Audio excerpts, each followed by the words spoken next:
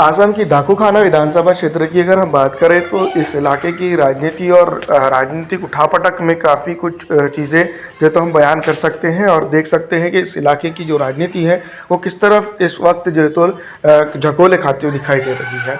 76,786 vote जो तो एक वक्त में यहाँ पर कांग्रेस के प्रत्याशी को मिले थे, लेकिन यहाँ पर दाकूखाना के अंदर जो जीता था वो थी बीजेपी।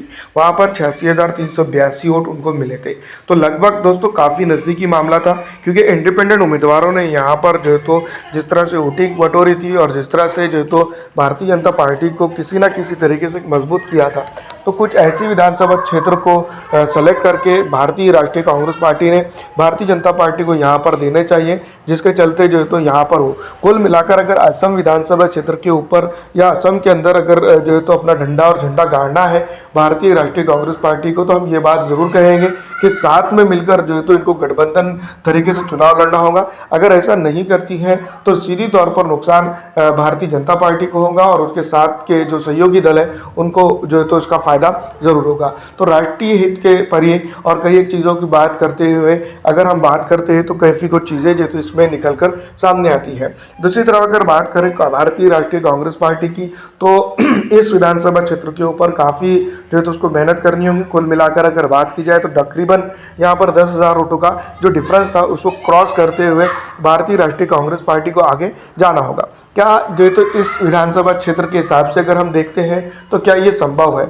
अगर हाँ, तो इसके अंदर हम कई एक चीज़ों को ध्यान में रख सकते हैं। इस बार जो है तो विधानसभा किस तरह से जो है तो चुनाव के अंदर जो है तो ये रहेंगे और किस तरह से नहीं। दूसरी तरफ अगर हम बात करते हैं पिछड़ा, दलित, आरक्षित, मुस्लिम समाज की, तो राजनीतिक तौर पर और कई ऐसी चीज़ों को लेकर हम यहाँ पर ये सोच समझ कर विचार कर सकते हैं कि बेसिक तौर पर अगर देखा जाए तो भारतीय राष्ट्रीय कांग्रेस पार्टी को इस इलाके की राजनीति के अंदर अपने आप को मजबूत करने के लिए काफ़ी मेहनत करनी होगी और यहाँ पर के जो छोटे बड़े दल हैं उनको साथ में लेकर जो है तो यहाँ पर अपना राजनीतिक एजेंडा चलाना होगा। अगर ऐसा करने में कांग्रेस कामयाब होती है तो बड़ी बात है, अगर नहीं तो यहाँ पर सीधी तौर पर हम ये बात ज़रूर कहेंगे कि राजनीतिक और कांग्रेस जो है तो यहाँ पर नुकसान उठा सकती है। तो बेहतर यही होगा कि यहाँ के जो सहयोगी दल है उनको साथ लिया जाए, राजनीति को छोड़कर जो है तो गठबंधन की राजनीति की जाए और इसी तरह से अगर हालात बढ़ते रहते हैं तो बढ़िया जो है तो भारतीय राष्ट्रीय कांग्रेस पार्टी के लिए होगा। आपको क्या लगता है कमेंट करके जरूर बताइएगा। फिलहाल इस वीडियो में इतना।